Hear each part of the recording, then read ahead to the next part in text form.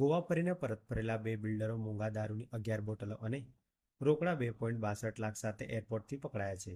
SOG શાખાએ બંનેને ઝડપી prohibition અંગેનો હરણી પોલીસ મથકે ગુનો નોંધી વધુ કાર્યવાહી હાથ ધરી છે. એસઓજી દ્વારા શહેરના મહત્વના સ્થળો ઉપર સતત ચાંપતી નજર રાખવામાં આવે છે. એ દરમિયાન હરણી એરપોર્ટ ઉપર આવેલા બે શંકાસ્પદ યુવકોની તપાસ કરી હતી. બંને યુવકોએ તેમના નામ ધવલ કિશોરભાઈ પ્રજાપતિ, હાર્દિક દિલીપભાઈ પટેલ હોવાનું જણાવ્યું હતું.